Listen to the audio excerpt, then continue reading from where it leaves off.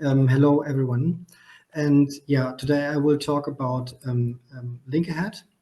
And let's just dive in. LinkAhead is a research data management system. And when I say research data management system, maybe I should give a few hints what that means to us. So a research data management system supports researchers in data management tasks. So we focus on researchers, maybe not so much on publishers or maybe on the providers of data repositories like Pangea or maybe Dataverse or something like that. According to applicable rules and policies, for instance, fair guiding principles, research data policies at your institute, standards, best practices from your community or organizational or legal or individual rules from whatever, your institute, your work group, or that you choose for yourself. And taking into account the conditions. And by conditions, I mean capacities, storage capacities, bandwidth, and so on, data structure, file formats, and software, taking into account established workflows that we don't want to change, maybe. And of course,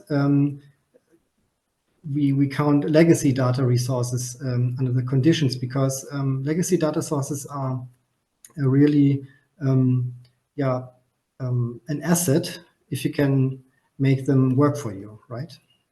So, and with legacy, I mean, there are maybe experimental data from 10 years ago that are still of value, that can still contribute to your research question, but you really have to keep it in a way and in a shape and available that you can actually use it. So the LinkAhead vision is focused on these on this definition of a research data management system, and we try to accomplish all these tasks with certain features or maybe certain ideas. First of all, LinkAhead is designed to be flexible. That means it's adaptable to different conditions, as I talked about conditions.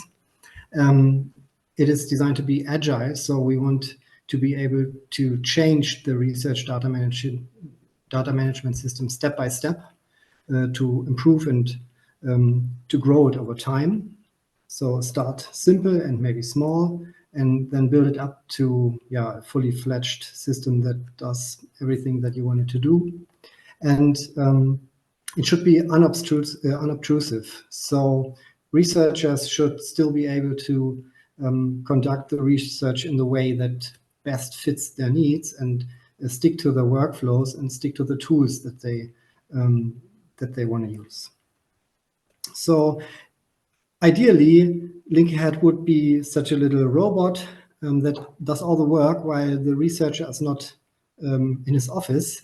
You can see there's only his laptop and a lot of paper laying around, and maybe he's just went out to go and fetch a coffee or so. And that means we try to automate as much as possible. And if we do everything right, you really shouldn't notice that LinkAhead is running somewhere in the background. Okay. And when you get back, maybe you got your coffee. Ideally, it would have just cleaned up your desk and scanned all the files and so on. We'll come to that. So looking back, LinkAhead development started around 2011 at MPIDS, that is the Max Planck Institute for Dynamics and Self-Organization in Göttingen, under the former name ChaosDB. Yeah, for marketing reasons, ChaosDB is a name that we want to get rid of in the near future. We also established a new name that is LinkAhead, and that is around for some time now, and ChaosDB will, the name will vanish at some point.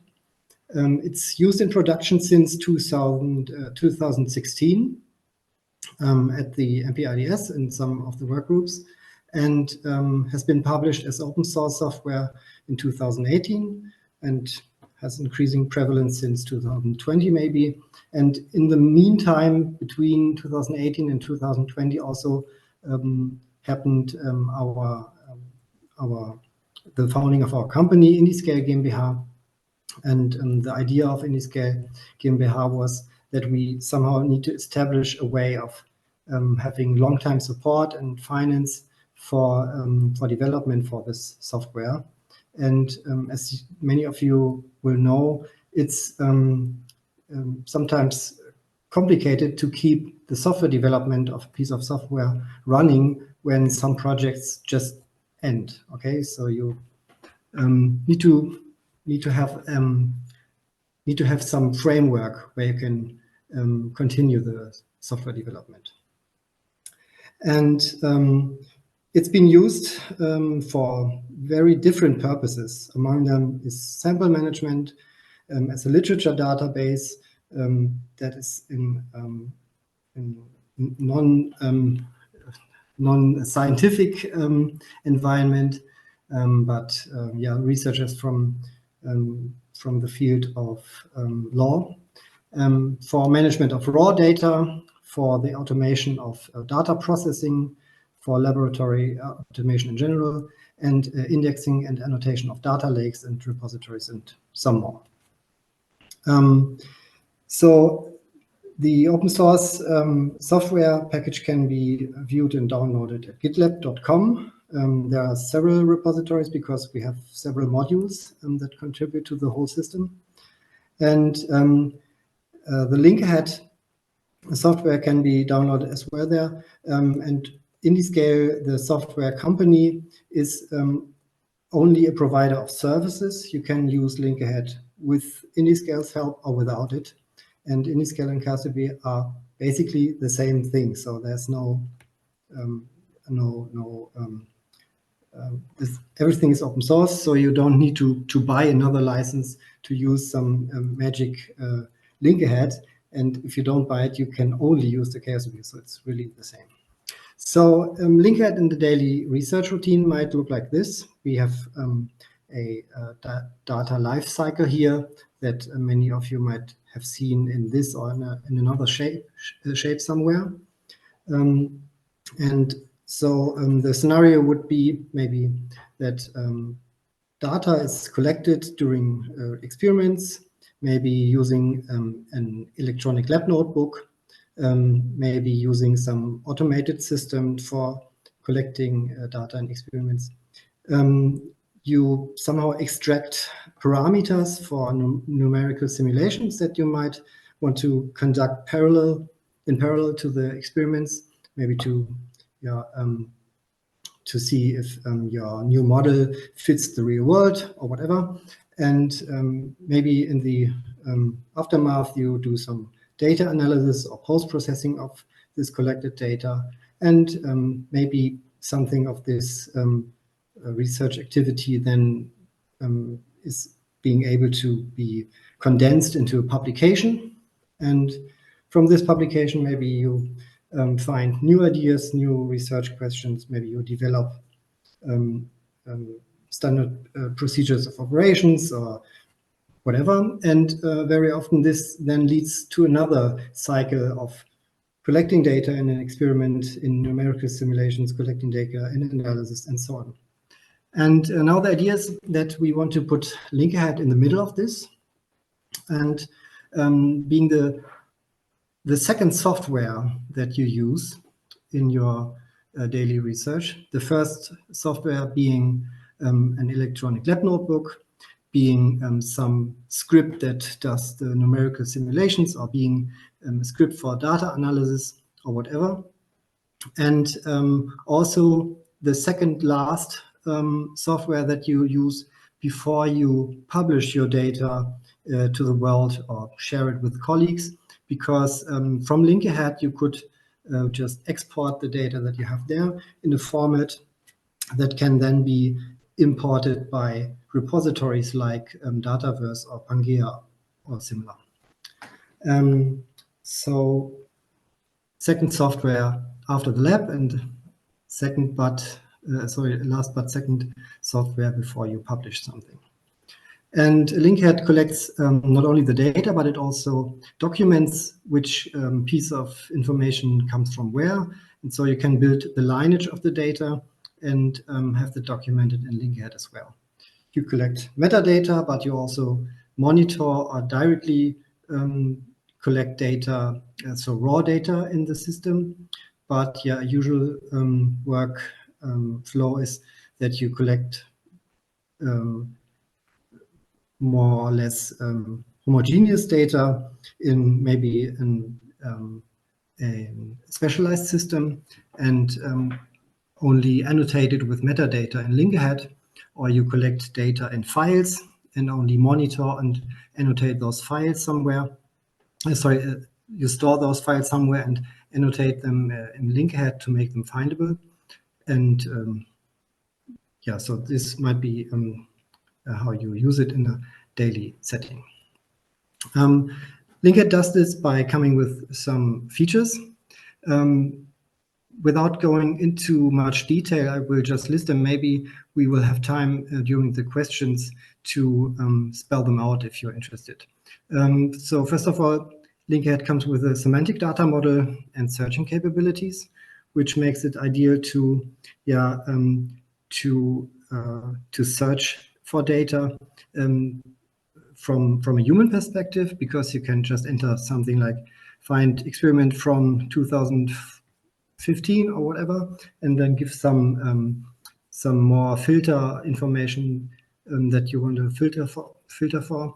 And the schema that is behind this semantic model can be defined by the users. So if you don't have experiments as first-class citizens in your domain, but you use, I don't know, observations or maybe anything, you could just define it to fit your needs.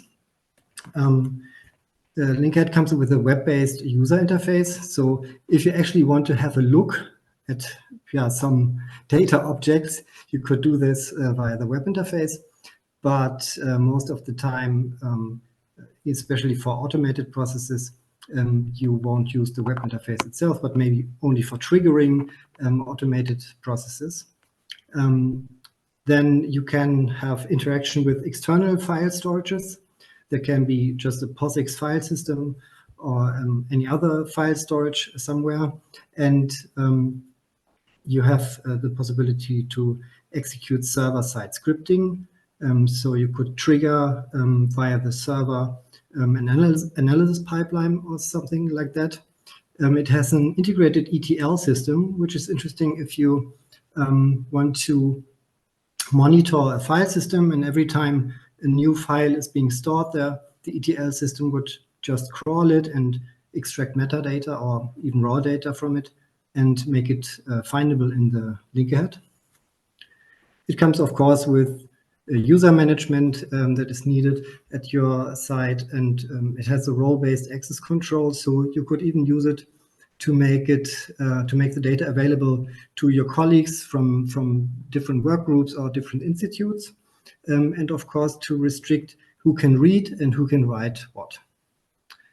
And it comes with a lot of software libraries for many programming languages. For instance, Python, Julia, C++, R, and these are maybe the languages that are most important for analysis. And C++ is maybe one of those languages that you would use to connect a device to LinkAhead. A short overview on the architecture. It says KSDB server here, but you can put LinkAhead as well. That this is just a name change. So in the center on the left is the KSDB server. It's a Java written software, and it has attached to it several APIs on the front, that is on the top.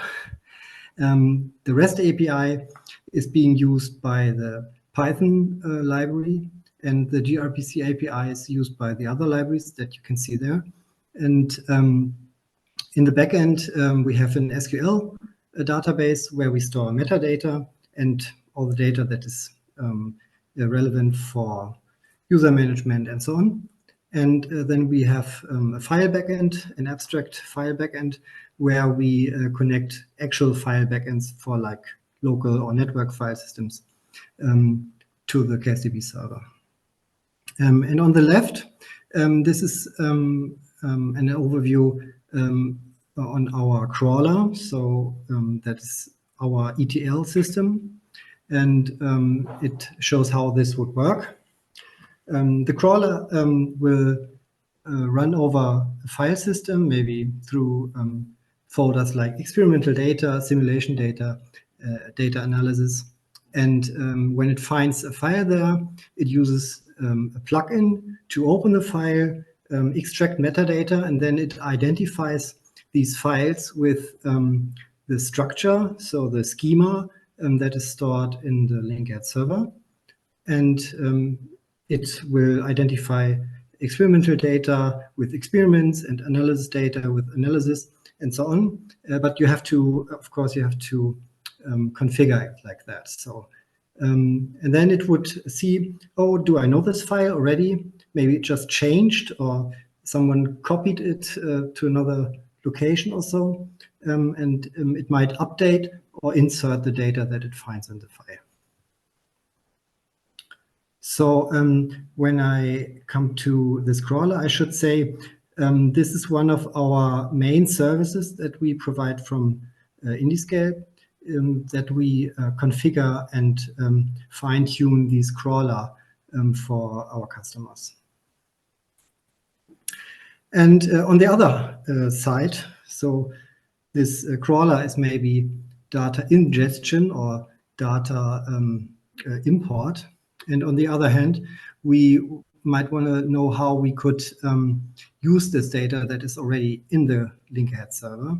And one example we often have is that people use Jupyter notebooks. And you could go to the LinkAhead web interface, search for some interesting piece of data and click on export.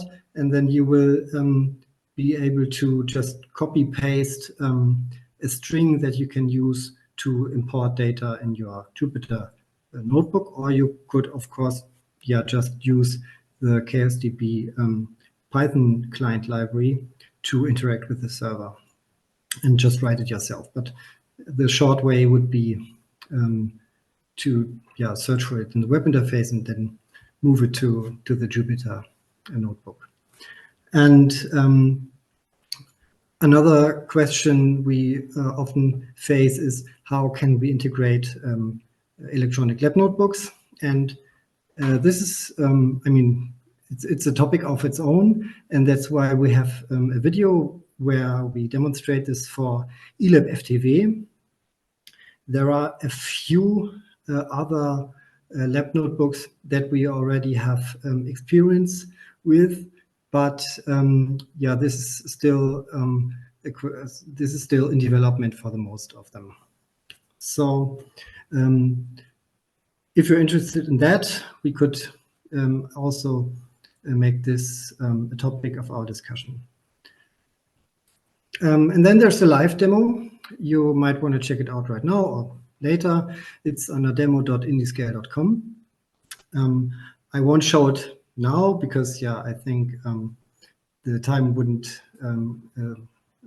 it wouldn't fit our timetable, but just do it by yourself. There's a tour that shows what you can do with the web interface and also tries to teach a little bit about the semantic data model. But always remember, this is only the surface. This is only the user interface. And a lot of the actual work that is LinkAhead been doing is under the hood, where the automation takes place. Another few words about deployment and licensing.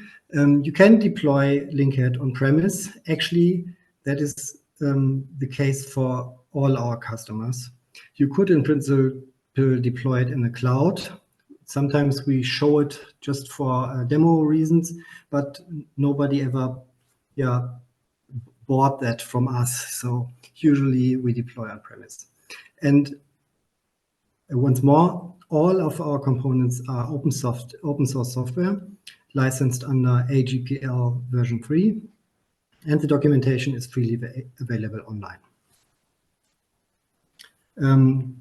Another short advertisement: our customers don't buy the software from us actually, but they are buying service and consulting for deployment, customization, and development. So this is what we do at Indiscale, and what we the money that we gain from these services and consulting went into the software most of the time, and of course our personal living. Yeah. Further resources. There's a website, getlinkahead.com. Where you can download the software and get more information. There's the demo I talked about, demo.indiscale.com. The documentation is at docs.indiscale.com. Software repository still under the name of chaosdb is at gitlab.com.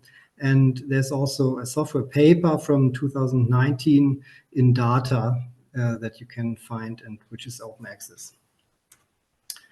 And maybe a short summary. So the idea of LinkAhead, that is, we focus on researchers and their activities. That LinkAhead is designed to be flexible and agile and unobtrusive. And it should integrate into established workflows. That's a primary design goal. And it's open source software. And that's it.